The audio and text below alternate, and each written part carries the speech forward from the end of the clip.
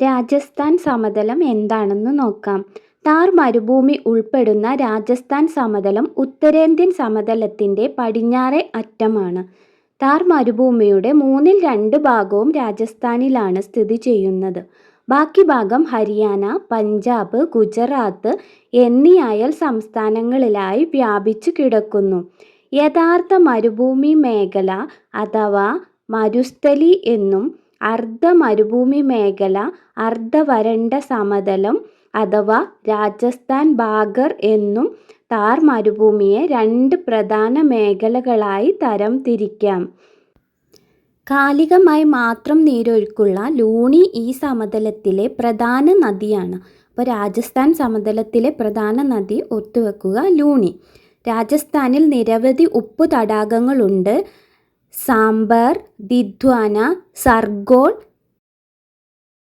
എന്നിവ രാജസ്ഥാൻ സമതലത്തിലെ പ്രധാന ഉപ്പു തടാകങ്ങളാണ്. ഭൂപ്രകൃതി സവിശേഷതകളുടെ അടിസ്ഥാനത്തിൽ ഉത്തരേന്ത്യൻ സമതലത്തെ വടക്കുനിന്നും തെക്കോട്ട് 3 പ്രധാന മേഖലകളായി തിരിക്കാം. ബാബർ, ടെറായി, എക്കൽ സമതലങ്ങൾ. സിവാലിക് പർവ്വതനിരയ്ക്ക് സമാന്തരമായി അതിൻ്റെ തെക്കുഭാഗത്ത് കാണുന്ന ഭാഗമാണ് ബാബർ. സിവാലിക് മലയടിവാരത്തിന് സമാന്തരമായി ചരിവ് അവസാനിക്കുന്നിടത്തു നിന്നും ഏകദേശം 8 കിലോമീറ്റർ മുതൽ 10 കിലോമീറ്റർ വരെ വിസ്തൃതിയുള്ള ഇടുങ്ങിയ ഭൂഭാഗമാണിത്. പ്രളയസമയത്ത് നദികൾ കരകവിഞ്ഞ് ഒഴുകുമ്പോൾ അവ ഒഴുക്കിക്കൊണ്ടുവരുന്ന എക്കൽ ഇരുകരകളിലും നിക്ഷേപിക്കപ്പെട്ട് സമതലങ്ങൾ രൂപം കൊള്ളുന്നു.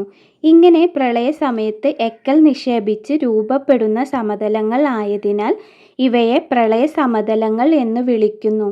കൃഷിക്ക് ഏറെ അനുയോജ്യമായ ഇത്തരം പ്രളയ സമതലങ്ങളിലാണ് ലോകപ്രശസ്തമായ പല നദീതട സംസ്കാരങ്ങളും ഉടലെടുത്തത്. ടെറായ് മേഖല നോക്കാം. ബാബറിന് തെക്കായി ഏകദേശം 10 മുതൽ 20 കിലോമീറ്റർ വരെ വീതിയിൽ ടെറായ് മേഖല കാണപ്പെടുന്നു. ഇന്ത്യൻ ഉപഭൂഖണ്ഡത്തിൻ്റെ വടക്കൻ സമതലങ്ങളിൽ ഹിമാലയൻ മലനിരകളോട് ചേർന്ന് കിടക്കുന്ന പ്രധാന മേഖലയാണിത്. ബാബറിൽ അപ്രത്യക്ഷമായ നദികൾ പുനർജനിക്കുന്ന അഥവാ പ്രത്യക്ഷപ്പെടുന്ന മേഖല എന്ന് ടെറായ് അറിയപ്പെടുന്നു. വെള്ളക്കെട്ടുള്ള ചതുപ്പുനിലങ്ങൾ ടെറായ് മേഖലയിൽ കാണപ്പെടുന്നു. സ്വാഭാവിക സസ്യജാലങ്ങളാലും വനങ്ങളാലും വന്യജീവികളാലും സമ്പുഷ്ടമായ മേഖലയാണ് ടെറായ്. ഇന്ത്യ-പാകിസ്ഥാൻ വിഭജനത്തിനു ശേഷം ഇന്ത്യയിലെത്തിയ അഭയാർത്ഥികൾക്ക് കൃഷി ആവശ്യത്തിനായി തെളിച്ചുകൊടുത്ത വനഭൂമിയാണ് ടെറായ്. ഉത്തർപ്രദേശിലെ ദുധുവ ദേശീയോദ്യാനം സ്ഥിതി ചെയ്യുന്നത് ടെറായ് മേഖലയിലാണ്. ടെറായ് മേഖലയ്ക്ക് തൊട്ടു താഴെയായി എക്കൽ സമതലങ്ങളാണ് കാണപ്പെടുന്നത്. ഹിമാലയൻ നദികൾ കൊണ്ടുവരുന്ന എക്കൽ മണ്ണ് നിക്ഷേപിച്ചാണ് ഈ സമതലങ്ങൾ രൂപപ്പെട്ടത്. നദിയുടെ ഒഴുക്കിൻ്റെ വേഗത കുറയുന്നതിനാൽ അവ കൊണ്ടുവരുന്ന അവസാദങ്ങൾ നദീതടങ്ങളിൽ നിക്ഷേപിക്കപ്പെടുന്നു. ഇങ്ങനെ നദീജന്യ ദ്വീപുകളും തിട്ടകളും ഉണ്ടാകാൻ കാരണമാകുന്നു. പ്രളയ സമതലങ്ങൾക്ക് മുകളിലായി പഴയ എക്കൽ മണ്ണ് നിക്ഷേപിക്കപ്പെട്ട് രൂപപ്പെട്ട സമതല മേഖലയാണ് ബങ്കർ.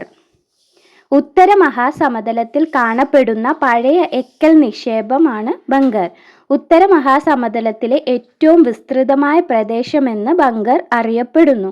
കാൽസ്യത്തിൻ്റെ സാന്നിധ്യമുള്ള കാങ്കർ എന്ന മണ്ണിൻ്റെ സ്വാധീനമുള്ളതുകൊണ്ട് ഈ പ്രദേശത്തിന് ഫലഭൂയിഷ്ഠിത കുറവാണ്. ഉത്തര മഹാസമതലത്തിൽ കാണപ്പെടുന്ന പുതിയ എക്കൽ നിക്ഷേപമാണ് കാദർ. ഏറ്റവും ഫലഭൂയിഷ്ഠമായതും കൃഷിക്ക് അനുയോജ്യവുമായ മേഖലയാണ് കാദർ. ബങ്കറും കാദറും തമ്മിലുള്ള വ്യത്യാസം എന്താണെന്ന് നോക്കാം.